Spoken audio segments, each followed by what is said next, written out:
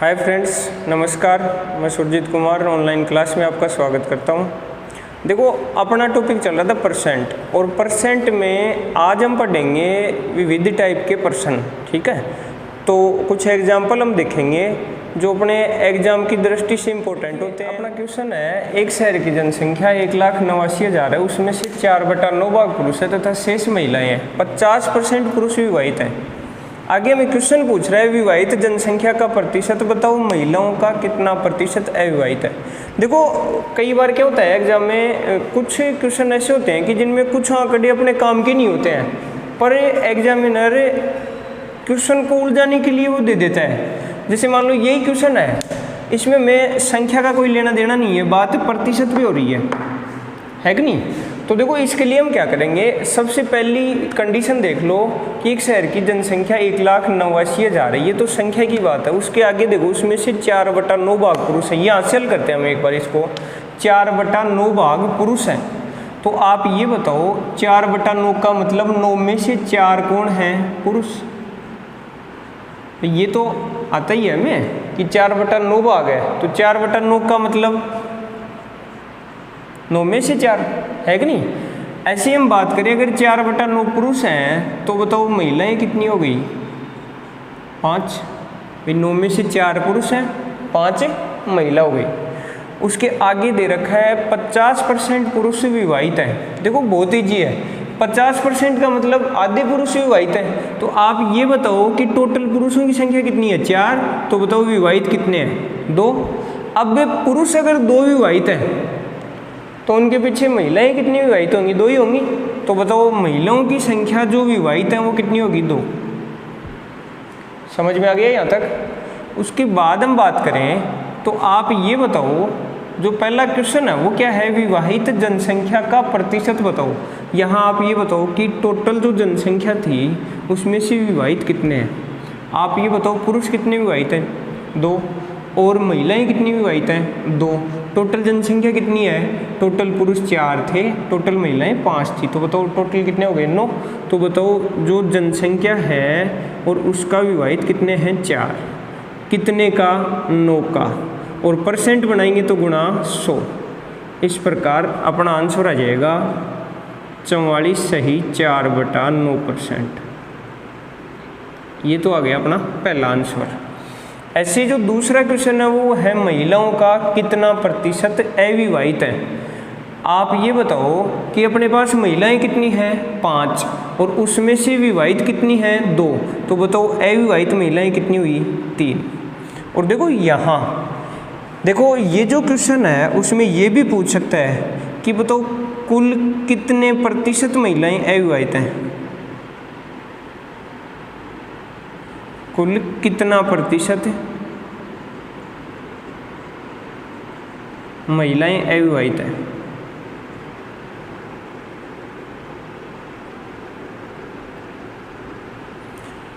यही क्वेश्चन ऐसे दे देता कि बताओ महिलाएं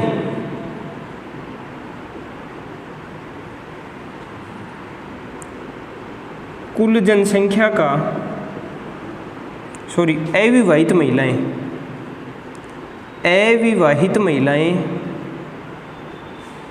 कुल जनसंख्या का कितना प्रतिशत है। इस तरह से क्वेश्चन दे सकता है। तो देखो, अपना जो अभी जो क्वेश्चन है वो है महिलाओं का कितना प्रतिशत अविवाहित है। तो आप यहाँ ये तो आइडिया लगा सकते हैं ना कि महिलाएं 5 हैं, उनमें से विवाहित 2 थी। तो बताओ अविवाहित कितनी हुई? 3। ठीक है, और ये दे रखा है महिलाओं का कितना प्रतिशत। तो बताओ महिलाएं कितनी है? 5। 3 कितने का लेना है? 5 का। तो 3/5 और परसेंट बनाने के लिए गुणा 100। तो बताओ अपने पास कितना आ जाएगा? 60%। और देखो, ये जो एग्जाम्पल है इसमें था अविवाहित महिलाएं कुल जनसंख्या का कितना प्रतिशत है। तो बताओ अविवाहित महिलाएं कितनी है? 3। और कुल जनसंख्या का देखो देख क्या रखा है? कुल जनसंख्या का। तो इसमें बताओ नीचे क्या आएगी? कुल जनसंख्या जाएगी। तो 3/9। और वही सीधी सी बात है, परसेंट बनाने के लिए किससे गुणा किया जाता है? 100 से। तो अपने पास आ जाएगा इसका हल 33 सही 1/3%।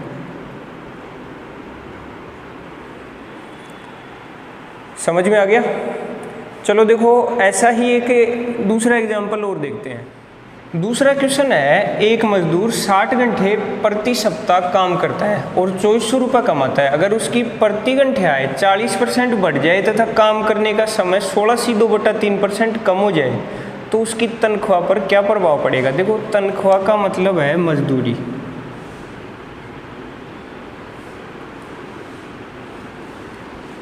एक बात समझे हम कि मान लो एक आदमी 1 घंटे में 50 रुपये कमा रहा है और मान लो एक दिन में वो 4 घंटे काम करता है, तो बताओ 1 घंटे में अगर वो 50 रुपये कमा रहा है तो एक दिन में कितने कमा रहा है।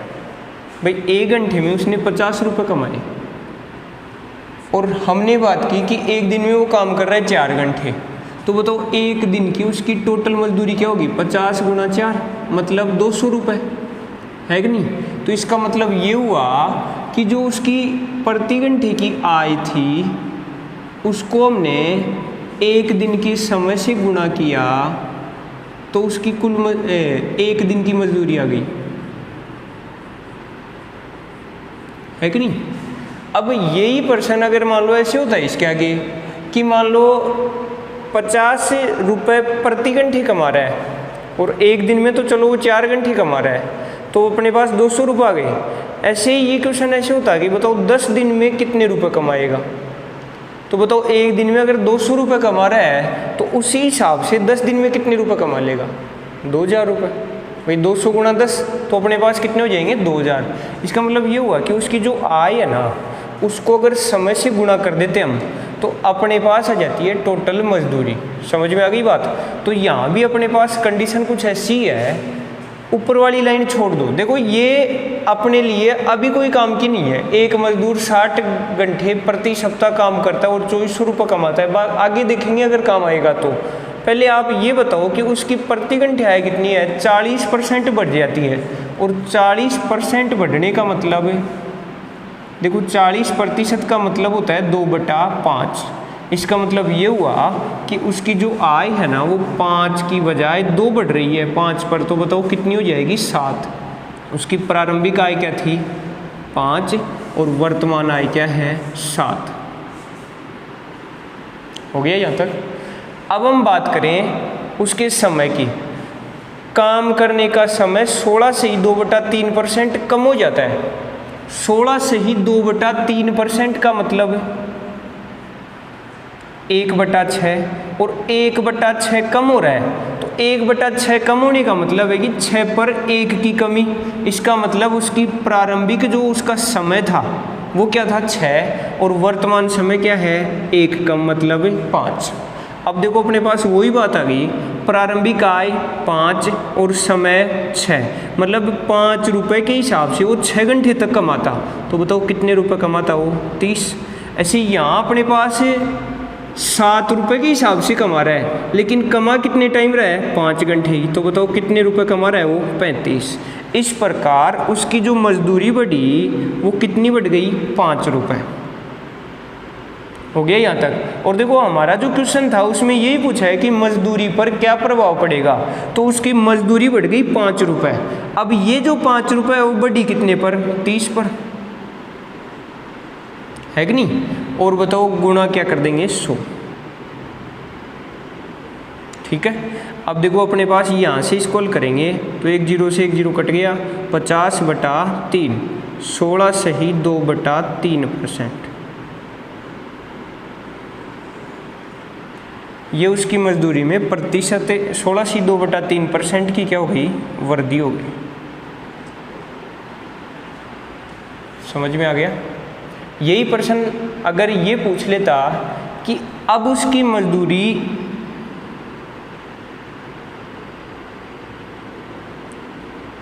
में कितने रुपए की वृद्धि होगी।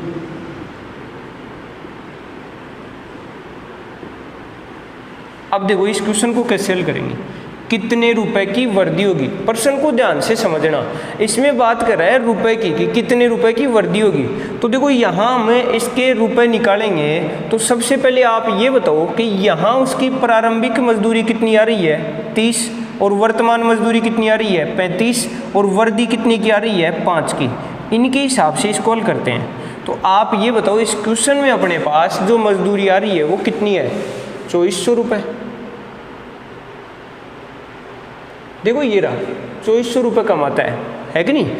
अब यहाँ से हम बात करें, ये जो 2400 रुपये है ये उसकी प्रारंभिक मजदूरी है और ये जो प्रारंभिक मजदूरी है ये किसके बराबर है 30 के। और वर्दी या कमी अगर पूछ रहा है तो बताओ यहाँ अपने पास वर्दी कितने की है 5 की। इस प्रकार अपना हल हो जाएगा 3 8 24 8 पंजू 40, 400 रुपये की वर्दी हो जाएगी। समझ में आ गया। चलो एक नेक्स्ट क्वेश्चन है, थोड़ा बड़ा है, ध्यान से समझना। एक आदमी प्रति माह 25 केजी चावल और 9 केजी गेहूं की खपत करता है और इन सब पर 350 रुपये खर्च करता है। यदि चावल की कीमत गेहूं की कीमत का 20% है, अगर गेहूं की कीमत 20% बढ़ जाए तो चावल की खपत में कितने प्रतिशत की कमी की जाएगी। खर्चा 350 ही रहे। इसका मतलब ये हुआ कि जो खर्चा है ना वो पहले था उतना ही अब रहना है। समझ में आ गई बात। और आगे कह रहा है यदि चावल की कीमत स्थिर रहे, इसका मतलब ये हुआ कि चावल की कीमत जो पहले थी वो ही अब रहनी है। ठीक है। यहाँ कई बार ये भी पूछ सकता है कि चावल की मात्रा स्थिर रहे तो बताओ चावल की कीमत में कितने प्रतिशत की कमी की जाएगी। समझ में आ गई बात। अब देखो यहाँ हमारा जो क्वेश्चन है उसमें हम सबसे पहली लाइन की बात करें तो उसमें है एक आदमी 25 केजी चावल और 9 केजी गेहूं की खपत करता है। जो आदमी है वो एक तो चावल की खपत कर रहा है और एक गेहूं की कर रहा है। जो चावल है उसकी मात्रा है 25 केजी और गेहूं की मात्रा क्या है 9 केजी। आगे वाली लाइन है और इन सब का मूल्य 350 रुपये है। टोटल जो खर्चा हो रहा है इन सब पे वो 350 रुपये है। ठीक है। आगे वाली लाइन है चावल की कीमत गेहूं की कीमत का 20% है। हाँ ये बात यहाँ से हम इनकी कीमत का आइडिया लगा सकते हैं। चावल की जो कीमत है वो गेहूं की कीमत का 20% है और 20% का मतलब क्या होता है 1/5 और 1/5 का मतलब होगा कि गेहूं की कीमत अगर 5 है तो चावल की कीमत क्या है 1 ही है। देखो यहाँ दे रखा था चावल की कीमत गेहूं की कीमत का 20% है तो बताओ अगर गेहूं की कीमत 5 होगी तो चावल की कीमत क्या होगी 1 होगी।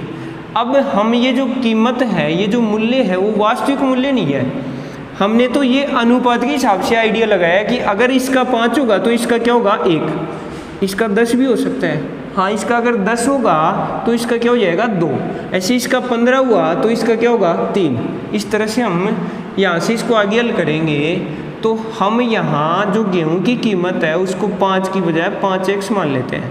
तो बताओ चावल की कीमत क्या हो गई 1x। ये बात है उसकी वर्तमान कीमत की। ठीक है। अब वापस आ जाओ यहाँ तक के जो हमने देखा उसमें से हम चावल और गेहूं की कीमत निकाल सकते हैं। देखो कैसे निकाल सकते हैं। अपने पास जो चावल है वो कितने केजी था 25 केजी और उसको खरीदा कितने के भाव से 1x के भाव से। तो बताओ इसका टोटल मूल्य कितना हो गया 25 × 1x मतलब 25x हो गया। ऐसे इधर हम बात करें गेहूं की तो बताओ 1 केजी गेहूं का मूल्य तो है 5x और उसने खरीदा कितना 9 केजी तो 9 पंजू 45x हो गया यहाँ तक। अब देखो ये जो दोनों मूल्य हैं इन दोनों का जो टोटल है वो है अपने पास 350। 25x + 45x बराबर क्या है 350। तो यहाँ से अगर हम बात करें तो यहाँ x की वैल्यू हम निकाल सकते हैं और देखो x की वैल्यू अपने पास आ जाएगी x बराबर, देखो ध्यान देना एक बार, 25x + 45x टोटल कितने x हो गए 70x और ये जो 70x है वो किसके बराबर है 350 के। तो x बराबर हो गया 350/70 और यहाँ से अपने पास आ जाएगा 5। ये किसकी मान आ गया 5 हो गया x का मान। अब देखो यहाँ से अब हम गेहूं की वास्तविक कीमत निकाल सकते हैं।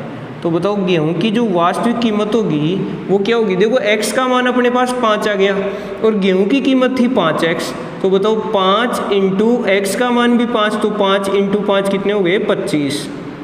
ये हो गई गेहूं की कीमत। ऐसी अगर चावल की कीमत निकालेंगे तो 1 गुणा 5 कितने हो गए 5। ये जो कीमत है वो वर्तमान कीमत है। अब देखो आगे वाली जो लाइन है यहाँ तक अपना लो गया। आगे वाली जो लाइन है वो है अगर गेहूं की कीमत 20% बढ़ जाए। देखो जो गेहूं है उसकी कीमत है 25 रुपये और इसमें अगर 20% की वृद्धि कर दें तो बताओ 25 का एक बार 20% निकालेंगे तो अपने पास आएगा 5 रुपये। अर्थात गेहूं की कीमत में 5 रुपये की वृद्धि हो गई और 5 रुपये की वृद्धि होगी तो गेहूं की जो नई कीमत है वो क्या हो जाएगी 30 रुपये प्रति केजी हो जाएगी। यहाँ तक समझ में आ गया। अब यहाँ से देखो ये ध्यान देना गेहूं की कीमत 30 रुपये प्रति केजी हो गई।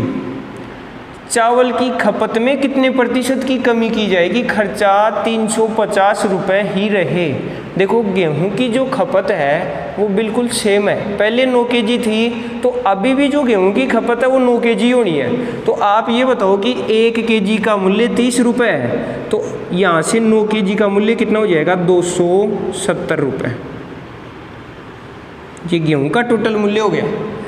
अब खर्चा 350 ही होना है तो बताओ 350 में से गेहूं का खर्चा हो गया 270 रुपये। अब बताओ चावल का खर्चा कितना बचा 80 रुपये। भाई चावल हम 80 रुपये के खरीद सकते हैं, ठीक है। और चावल की जो कीमत है वो पहले की सेम है। भाई देखो यहाँ देखना यदि चावल की कीमत स्थिर रहे तो चावल की जो कीमत है ना वो बिल्कुल सेम है। बताओ पहले कीमत क्या थी इसकी 5, तो वर्तमान कीमत भी क्या रहेगी 5। अब 80 रुपये में कितने केजी चावल खरीदे और 1 केजी का मूल्य क्या है 5 रुपये। तो बताओ कितने केजी चावल आएंगे अपने पास 16 केजी। तो यहाँ अपने पास जो चावल की नई मात्रा है वो आ गई 16 केजी। यहाँ तक समझ में आ गया। अब देखो ये जो क्वेश्चन था वो यही था कि चावल की खपत में कितने प्रतिशत की कमी की जाए। अब आप ये बताओ कि पहले चावल की खपत कितनी थी 25 और अब चावल की खपत कितनी है 16। समझ में आ गया। तो अब आप यहाँ से देखो कितने की कमी कर दी हमने 9 केजी की, ठीक है। और बताओ नीचे क्या आएगा, ये जो कमी हुई वो कितने पर हुई 25 पर और गुणा 100। इस प्रकार अपना आंसर हो गया 9 चौक 36%। समझ में आ गया।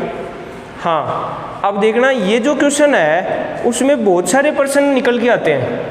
हमें ये भी पूछ सकता है कि बताओ चावल की जो वर्तमान खपत है वो क्या होगी, तो बता सकते हैं कितनी होगी 16।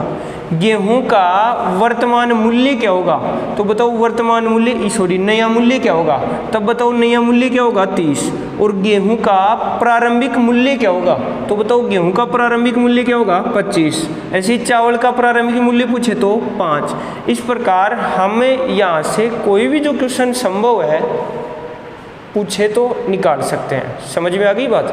चलो अगला क्वेश्चन है, एक आदमी अपनी आय का निश्चित भाग बचाता है ताकि वह 16 महीने में एक कार खरीद सके। अगर वह इस कार को 14 महीने में खरीदना चाहता है तो अपनी बचत कितना प्रतिशत बढ़ाना होगा। देखो ध्यान देना एक बार, क्वेश्चन दे रखा है कि एक आदमी है वो एक कार खरीदना चाहता है और वो सोचता है कि वो कार वो बचत करके 16 महीने में खरीद ले। आगे उसकी कंडीशन होती है कि वो उसी कार को 14 महीने में खरीदना चाहे तो बचत को कितना प्रतिशत बढ़ाना होगा। देखो यहाँ हम ये आइडिया लगाएं कि उस कार की कीमत क्या है कि नहीं है, और जो कार की कीमत है उस कीमत को या तो वो कितने महीने में चुकाना चाहेगा 16 महीने में, या उसकी कीमत 16 महीने में वो बचत करना चाहेगा। यहाँ कितने दिन में बचत करना चाहेगा 14 महीने में। तो हम वो जो कीमत लेंगे वो इस हिसाब की कीमत लें कि जिससे अपने पास 16 और 14 से पूर्णतः वो संख्या विभाजित हो जाए, है कि नहीं है, ताकि हमारे पास जो बचत आए वो प्रति महीने की बचत अपने पास आ जाए, है कि नहीं है। तो देखो यहाँ से हम बात करें तो 16 और 14 का एलसीएम ले लेते हैं। तो देखो अपने पास 16 और 14 का एलसीएम आ जाएगा 112। हम मान लेते हैं कि उस कार की जो कीमत है वो 112 रुपये है कि नहीं है, और वो जो 112 रुपये है वो यहाँ कितने महीने में बचा रहा है, 16 महीने में। तो बता सकते हैं एक महीने में कितने रुपए बचाएगा, है कि नहीं है। तो बताओ एक महीने में वो कितने रुपए बचाएगा, 7 रुपये। तो बताओ 16 महीने में 7 के हिसाब से 112 रुपये हो जाएंगे। इधर हम बात करें तो वो यहाँ कितने महीने में बचा रहा है, 14 महीने में। तो बताओ वो एक महीने में कितने रुपए बचाएगा, 8 रुपये, है कि नहीं है। सीधी सी बात है कि हमने जो अपने पास जो महीने थे 16 और 14 उनका एलसीएम लिया, ठीक है। ऐसी टाइप अपने काम और समय के पर्सन भी करते हैं इस तरह से। तो देखो हमारे पास जो अभी जो क्वेश्चन है उसमें क्या था कि हमने 16 और 14 का एलसीएम लिया, कितना आया, 112। अब ये जो 112 एलसीएम आया उसको हमने मान लिया कि माना कार की टोटल कीमत क्या है, 112। अब 112 में 16 का भाग दिया तो अपने पास कितना आ गया, 7। ऐसे ही 14 का भाग दिया तो अपने पास क्या आ गया, 8। ये आ गई अपने पास प्रति महीने की बचत। इधर प्रति महीने की बचत है 7 और इधर प्रति महीने की बचत है 8। चलो अब हम यहाँ से ये देखें कि बताओ पहले तो वो कितने रुपए बचा रहा था, 7, और अब वो कितने रुपए बचा रहा है, 8। तो बताओ बचत में कितने की वृद्धि करनी पड़ी, 1 की। और ये वृद्धि कितने पर हुई, 7 पर। और 1/7 को अगर परसेंट बनाए तो गुणा 100। इस प्रकार अपना आंसर आ गया 14 सही 2/7%। ये बचत हो, बचत में वृद्धि होगी, है कि नहीं। इसी का एक दूसरा तरीका और बता दूं आपको। देखो यहाँ अपने पास पहली जो कंडीशन थी उसमें जो कार थी वो कितने महीने में बचत कर रहा था आदमी, 16 महीने में। और दोबारा उसी कार के लिए वो बचत कर रहा है 14 महीने में। आप एक बात बताओ कि यहाँ उसको टाइम ज़्यादा लग रहा है और यहाँ उसको टाइम कम लग रहा है।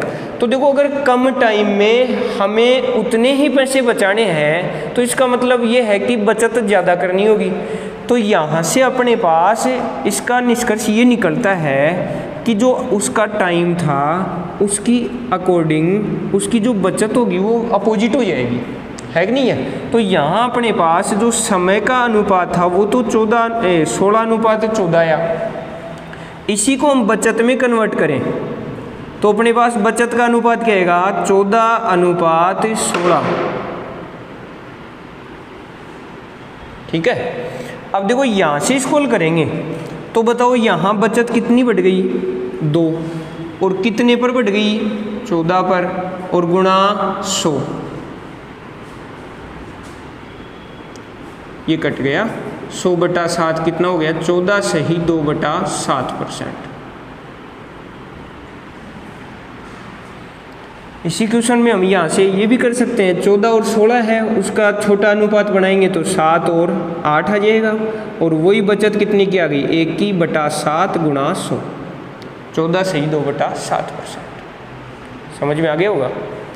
चलो नेक्स्ट क्वेश्चन है, एक तरबूज में 90% पानी है, कुछ समय बाद उसमें 12% पानी रह जाता है तो इसका वजन 50 kg रह जाता है, तो तरबूज का प्रारंभिक वजन बताओ। देखो इसको ध्यान देना एक बार, ये जो ऐसे क्वेश्चन होते हैं ना फल के, तो उसमें क्या होता है, जैसे ताज़ा फल होता है उसमें पानी की मात्रा ज़्यादा होती है। जैसे जैसे टाइम निकलता है फल सूखता जाता है और पानी की मात्रा कम होती जाती है। तो यहाँ देखो जो मात्रा कम हो रही है वो फल की हो रही है या पानी की, पानी की मात्रा कम हो रही है। तो यहाँ भी हम ये जो क्वेश्चन है ना इसमें तरबूज था उसकी पहले कंडीशन कुछ और थी, बाद में कंडीशन कुछ और हो गई। हम यहाँ बात करें कि जो ताज़ा फल था या ताज़ा तरबूज था उसमें पानी कितना था, 90%। तो बताओ बाकी फल या बाकी मात्रा कितनी बची, यहाँ 10%, है कि नहीं। अगली कंडीशन में कुछ समय बाद उसमें 12% पानी रह जाता है, कुछ समय बाद जो दूसरी सेकंड तरबूज की मात्रा रही, यही तरबूज है, लेकिन उसमें जो पानी की मात्रा है वो कितनी % रह जाती है? 12%। तो बताओ यहाँ तरबूज की मात्रा कितनी हो गई? 88%। यहाँ तक समझ में आ गया? अब देखो यहाँ अपने पास जो फल था उसमें कमी या वृद्धि किसके साथ हो रही है? पानी के साथ। अब अगर पानी की मात्रा कम होगी तो उसका वजन भी कम होगा, सीधी सी बात है कि नहीं है? लेकिन जो मात्रा है वो दोनों कंडीशन में बराबर है। यहाँ तरबूज की जो मात्रा होनी है वो पहले भी बराबर थी और अभी भी बराबर है, वजन कम होगा, लेकिन जो फल है उसकी मात्रा बराबर है। अब यहाँ से हम बात करें तो देखो ये जो ताज़ा फल है उसमें मात्रा कितनी है? 10%। और जो सेकंड स्थिति है उसमें मात्रा कितनी है? 88%। ये जो मात्रा है वो बराबर होनी है कि नहीं है? और बराबर कैसे होनी है वो देखो आगे, इसका वजन 50 kg रह जाता है। दोबारा जो तरबूज था उसका वजन कितना रह जाता है? 50 kg। 50 kg में, समझना आप ध्यान से, 50 kg में तरबूजे की मात्रा कितनी है? 88%। तो 50 kg का जो 88% है ना, वो प्रारंभिक जो मात्रा थी ना, x kg मान ले उसको, उसका 10% थी। एक बार फिर से समझना कि यहाँ हमने प्रारंभिक मात्रा कितनी ली? x, और x का जो 10% है वो 50 का 88% है। अब आपके माइंड में ये चल रहा होगा कि हमने ये 10 और 88 ही क्यों लिया, 90 और 12 क्यों नहीं लिया? तो देखो ये जो 90 और 12 है ये पानी की मात्रा है, और पानी की मात्रा धीरे धीरे कम हो रही है। तरबूज की मात्रा कम नहीं हो रही है, उसमें उपस्थित पानी की मात्रा कम हो रही है, और इसकी वजह से उसका वजन कम हो रहा है। तो देखो यहाँ हमें जो बराबरी स्थिति रखनी है वो किसकी रखनी है? मात्रा की, है कि नहीं है? तो इसकी वजह से हमने क्या ले लिया कि प्रारंभिक मात्रा हमने x मानी, तो x का 10% बराबर 50 का 88%, और इसको आगे हम हल कर देंगे। तो देखो इसका सॉल्यूशन होगा अपने पास। देखो एक बात और बता दूँ मैं आपको कि बराबर की स्थिति में जब बीच में गुणा का चिन्ह हो तो संख्याएं नीचे से नीचे और ऊपर से ऊपर भी कट जाती हैं ऐसे। तो देखो यहाँ ये जो 100 है इससे ये 100 कट गया, है कि नहीं? और अपने पास x की वैल्यू आ गई 50 × 88/10, और इसको हल करेंगे तो अपने पास आ जाएगा 440 kg। ये आ गई तरबूजे की प्रारंभिक मात्रा। कई बार प्रारंभिक वजन दे देता है और वर्तमान पूछ लेता है, तो उस स्थिति में क्या करेंगे? प्रारंभिक वजन यहाँ रखेंगे और वर्तमान वजन को हम x मान लेंगे और फिर x का मान निकाल लेंगे। चलो नेक्स्ट क्वेश्चन है, करीना व कैटरीना ने एक चुनाव में भाग लिया। 2/5 लोगों ने करीना को वोट देने का वादा किया, बाकी ने कैटरीना को। चुनाव के दिन 15% लोगों ने करीना को तथा 25% लोगों ने कैटरीना को वोट देने का वादा तोड़ दिया। तो कुल मतों की संख्या बताओ अगर कैटरीना 750 मतों से जीती हो। देखो ध्यान देना एक बार। सबसे पहली जो बात है वो ये है कि 2/5 लोगों ने करीना को वोट देने का वादा तोड़ दिया।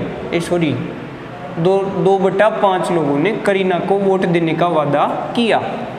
देखो ध्यान देना, हम यहाँ जो 2/5 है उसको हल करेंगे तो 5 में से 2 लोग हो गए, और 5 में से 2 लोग हो गए तो बताओ कैटरीना के लिए कितने लोग बचे? 3 लोग। अब आगे अगर यहाँ से इसको हल करते हैं तो चुनाव के दिन 15% लोगों ने करीना को वोट देने का वादा तोड़ दिया, तो 2 का 15% हमें निकालना होगा, और जो 2 का 15% आएगा वो अपने पास पॉइंट में आएगा। इस वजह से हम इस क्वेश्चन को परसेंट के हिसाब से कर लेते हैं। तो देखो 2/5 लोग हैं वो कितने परसेंट के बराबर हैं? 40% के। इसका मतलब ये हुआ कि अगर टोटल 100 आदमी है तो करीना को कितने लोगों ने वोट देने का वादा किया? 40 लोगों ने। और कैटरीना को कितने लोग वोट देने का वादा कर रहे हैं? भाई 100 लोग हैं तो 100 में से 40 करीना से वादा कर रहे हैं, तो 60 लोग कैटरीना से वादा कर रहे हैं, है कि नहीं है। अब यहाँ से आगे स्क्रॉल करेंगे तो देखो आगे वाली कंडीशन है, चुनाव के दिन 15% लोगों ने करीना को वोट देने का वादा तोड़ दिया। तो जो 15% लोग हैं वो करीना के हैं, तो बताओ करीना के जो टोटल लोग थे वो कितने लोग थे, 40, और 40 का हम 15% निकाल देंगे। तो बताओ 40 का 15% अपने पास कितना आएगा, 6 लोग, है कि नहीं है। ऐसे हम बात करें यहाँ से तो 25% लोगों ने कैटरीना को वोट देने का वादा तोड़ दिया। तो आप ये बताओ कैटरीना के जो लोग थे वो कितने लोग थे, 60, और 60 में से कितने लोगों ने वादा तोड़ा, 25% ने। तो 60 का 25% निकालेंगे आप तो अपने पास आ जाएगा 15 लोग। चलो आगे ध्यान देना, जो करीना है उसको कितने लोग वोट नहीं देंगे, 40 में से 6 लोग। तो बताओ यहाँ कितने लोग वोट दे रहे हैं, 34 लोग। ऐसे हम इधर बात करें कैटरीना की तो बताओ 60 में कितने लोगों ने वादा तोड़ा, 15 लोगों ने। इसका मतलब 15 लोग वोट नहीं देंगे। तो बताओ कितने लोग वोट देंगे, 45 लोग। अब देखो जो लोग वादा तोड़ रहे हैं वो इसका मतलब ये है कि ये 15 लोग इधर करीना को वोट दे रहे हैं और ये 6 लोग कैटरीना को वोट दे रहे हैं, है कि नहीं है। तो देखो यहाँ से इसको आगे हल करेंगे तो ये जो 15 लोग हैं वो इधर 34 में ऐड हो जाएंगे। और बताओ अपने पास इधर टोटल लोगों की संख्या कितनी आ गई, 49। ऐसे अपने पास ये जो 6 लोग हैं वो किसको वोट देंगे, कैटरीना को। तो इधर जुड़ जाएंगे ये लोग। तो बताओ अपने पास इधर कितना आ गया, 51 लोग। अब देखो करीना को कितने मत मिले, 49, कैटरीना को कितने मिले, 51। तो बताओ यहाँ ये जो कैटरीना है वो कितने मतों से जीत रही है, 2 से। अब क्वेश्चन में आ जाओ, देखो क्वेश्चन में 750 मतों से चुनाव जीतती है और अपने हिसाब से कितने मतों से चुनाव जीतती है, 2 मतों से, है कि नहीं है। और हमें निकालना है कुल मतों की संख्या। अब आप ये बताओ हमने कुल मत कितने माने थे, 100 माने थे। तो बताओ किससे गुणा कर देंगे, 100 से। इस प्रकार अपना आंसर हो जाएगा 37,500। चलो नेक्स्ट क्वेश्चन है, राम ने 6 काली और 1 सफ़ेद बॉल खरीदी। काली बॉल की कीमत सफ़ेद बॉल की कीमत का 5/2 है। बिल बनाते समय क्लर्क ने गलती से काली और सफ़ेद बॉलों की संख्याओं को बदल दिया जिसकी वजह से बिल में 45% की वृद्धि हो गई। तो सफ़ेद बॉल की संख्या बताओ। देखो कैसे हल करेंगे। सबसे पहले हम बात कर लें कि अपने पास 2 तरह की बॉल हैं, एक काली है और एक सफ़ेद है। अब देखो जो काली बॉल है उनकी तो संख्या में दे रखी है 6, लेकिन सफ़ेद बॉल की संख्या क्या दे रखी है, x। अब कह रहा है काली बॉल की कीमत सफ़ेद बॉल की कीमत का 5/2 है। इसका मतलब ये हुआ कि सफ़ेद बॉल की कीमत तो क्या है, 2, और काली बॉल की कीमत क्या होगी, 5। हो गया। तो अब यहाँ बताओ इस बॉल की कीमत को हम क्या मान लें, 5, और सफ़ेद बॉल की कीमत को क्या मान लें, 2। यहाँ तक समझ में आ गया। अब देखो यहाँ से हल करेंगे तो आप ये बताओ पहले काली बॉल की टोटल कीमत क्या होगी और सफ़ेद बॉल की टोटल कीमत क्या होगी। काली बॉल की टोटल कीमत निकालेंगे तो कितना हो जाएगा, 6×5 30। ऐसे अगर सफ़ेद बॉल की टोटल कीमत निकालेंगे तो x × 2, तो कितना हो गया, 2x। यहाँ तक समझ में आ गया। अब यहाँ से हम बात करें कि देखो उसने कहा था कि क्लर्क ने गलती से काली व सफ़ेद बॉल की संख्याओं को चेंज कर दिया। ये जो संख्या है ना ये आपस में चेंज हो गई, मतलब 6 तो हो गई सफ़ेद बॉल की संख्या और x हो गई काली बॉल की संख्या। तो आप ये बताओ यहाँ से हम बात करेंगे तो बताओ काली बॉल की कीमत तो 5 रुपये और संख्या अपने पास हो जाएगी x। तो बताओ टोटल कीमत कितनी हो गई, 5x। ऐसी अगर हम सफ़ेद बोल की बात करेंगे तो बताओ कीमत तो 2 है और अपने पास संख्या कितनी आ जाएगी 6, तो बताओ कितना हो गया 12। भी 2 गुणा 6 कितने हो गए 12। अब हम ये कह रहे हैं कि उसकी जो कीमत है ना वो 45% बढ़ गई। मतलब यहाँ जो इन दोनों की जो कीमत थी उसकी अपेक्षा इन दोनों की जो कीमत आई वो कितने परसेंट बढ़ गई 45%। और 45% बढ़ने का मतलब है कि इन दोनों की अगर कीमत 100 रुपये है तो इन दोनों की कीमत हो जाएगी अपने पास 145। और इस प्रकार इस क्वेश्चन को हल कर देंगे इस तरह से। समझ में आ गई बात। अब हम इसको आगे हल करेंगे। आगे इसका हल होगा, देखो 5 से कट रहा है 20 और 5 से 29 बार।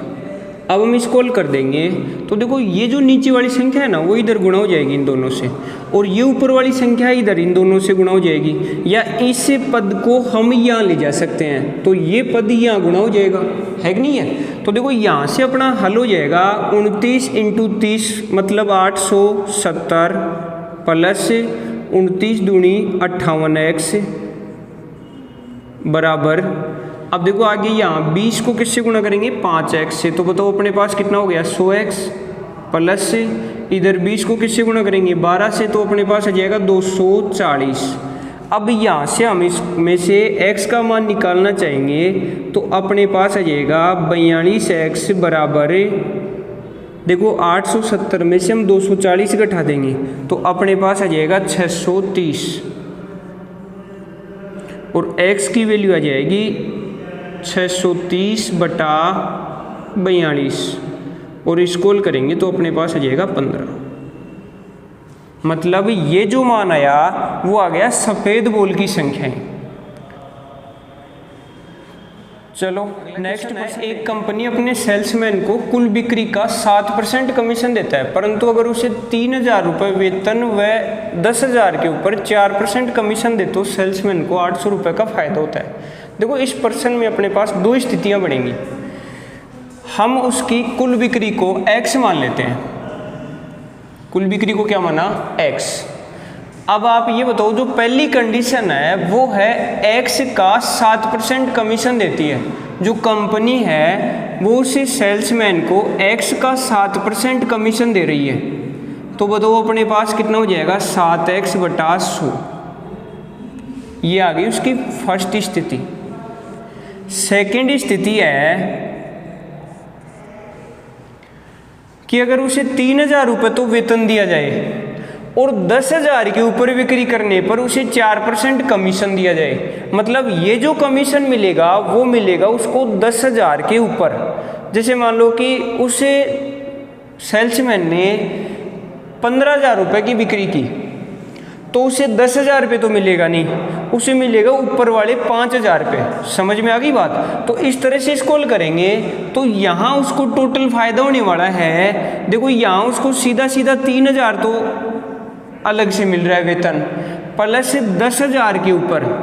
तो देखो यहाँ जैसे 15,000 आया तो हमने बात की कितने पर मिलेगा 5,000 रुपये। अगर 20,000 होता तो 10,000 रुपये, अगर 12,000 होता तो 2,000 रुपये।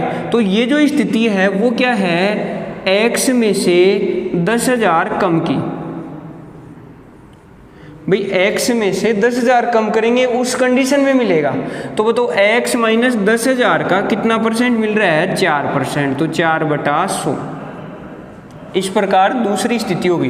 तो देखो इसको हम हल करेंगे तो अपने पास आ जाएगा 3,000 प्लस 4x/100 और माइनस, देखो यहाँ से 2 जीरो से 2 जीरो कट जाएंगे तो बताओ कितने बचेंगे अपने पास 400। इसको एक बार फिर से हल करेंगे तो देखो 3,000 में से ये 400 कम हो जाएंगे तो अपने पास क्या बचेगा 2,600 प्लस 4x/100। ये अपनी आ गई सेकंड स्थिति। और फर्स्ट स्थिति क्या थी अपनी 7x/100। अब देखो एक बार फिर से इस क्वेश्चन को समझते हम कि यहाँ तक दे दिया 10,000 के ऊपर 4% कमीशन दे तो उस सेल्समैन को 800 रुपये का फायदा होता है। देखो ध्यान देना, ये फ़ायदा उसको कब होता है, ये फ़ायदा इस पे हो रहा है कि 2600 प्लस 4x पर उसको बेच रहा है, तब उसको फ़ायदा हो रहा है। मतलब 2600 प्लस 4x बटा 100 में से 7x बटा 100 घटाएंगे तो अपने पास कौन सी स्थिति बननी है, 800 वाली, है कि नहीं है भाई। देखो यहाँ पहले तो उसको 7x बटा 100 रुपये मिल रहे थे और अब उसको मिल रहे हैं 2600 प्लस 4x बटा 100। तो यहाँ से जो इन दोनों स्थितियों से जो फ़ायदा हो रहा है वो इस पे हो रहा है, और इस पे कितने रुपए ज़्यादा मिल रहे हैं, 800 रुपये। इसका मतलब ये हुआ कि इस राशि में से इस राशि को घटा दें तो अपने पास 800 आ जाए, है कि नहीं है। और देखो इसको हल करेंगे तो अपने पास आ जाएगा 2600 प्लस 4x बटा 100 माइनस 7x बटा 100 और बराबर 800। हो गया यहाँ तक। अब देखो इसको आगे हल करेंगे तो ध्यान देना, ये 2600 में इधर ले जाते हैं तो अपने पास यहाँ तो देखो क्या बचेगा, यहाँ अपने पास बचेगा, देखो नीचे की अगर हर समान होता है ना तो हम सीधा एलसीएम 100 ले सकते हैं और ऊपर वाली संख्याओं को भी सीधा हल कर सकते हैं। मतलब 4x में से 7x को घटाएंगे तो अपने पास बचेगा माइनस का 3x, और आगे का जो हल है वो हमने अभी बात की, ये 2600 इधर चला जाएगा। तो बताओ 800 में से अगर 2600 घटाएंगे तो अपने पास आ जाएगा माइनस का 1800। अब देखो माइनस 3x बटा 100 बराबर माइनस का 1800 है, तो बताओ प्लस 3x बटा 100 बराबर क्या होगा, प्लस का 1800। और हमें मान निकालना है x का, तो x का मान निकालेंगे तो अपने पास आ जाएगा 1800 गुणा 100। देखो x का मान निकाल लेंगे तो ये 100 इधर जाएगा तो ऊपर आ जाएगा, और ये 3 कहाँ जाएगा, नीचे। तो बताओ नीचे क्या आ गया, 3। इस प्रकार अपना हल हो जाएगा 3 × 18 और आंसर आ गया 60,000 रुपये। ये उसकी कुल बिक्री हो गई। चलो नेक्स्ट क्वेश्चन देखते हैं। दिनेश अपने मासिक वेतन का 20% पुत्र की शिक्षा पर खर्च करता है। जब उसके वेतन में 170 रुपये की वृद्धि हुई तो उसने फैसला किया कि उसका भी आधा भाग शिक्षा पर खर्च करेगा। इस प्रकार उसका कुल खर्चा कितना हो गया, 645। तो उसका वर्तमान वेतन कितना है, देखो ध्यान देना एक बार। हमने बात की कि उसका कुल खर्चा कितना है, 645। लेकिन ये जो 645 उसका खर्चा हो रहा है वो तब हो रहा है जब इस 170 का आधा भाग इसमें शामिल हो रहा है कि नहीं है। तो बताओ 170 का आधा भाग कितना होगा, 85। ये 85 अगर इसमें से घटा देते हैं तब अपने पास उसका पहले वाला खर्चा आ जाता है कि नहीं है। और प्रारंभिक उसका खर्चा निकालेंगे तो वो अपने पास हो जाएगा 560 रुपये, है कि नहीं। अब ये जो 560 है वो उसका प्रारंभिक खर्चा है, और देखो यहाँ जो खर्चा था वो कितने परसेंट था, 20%। इसका मतलब ये हुआ कि उसकी टोटल आय 100 है तो 100 में से खर्च कितना कर दिया, 20। तो ये जो 560 है वो किसके बराबर है, 20 के। और बताओ टोटल आय निकालनी है तो गुणा 100। इस प्रकार अपना आंसर हो गया 2800 रुपये।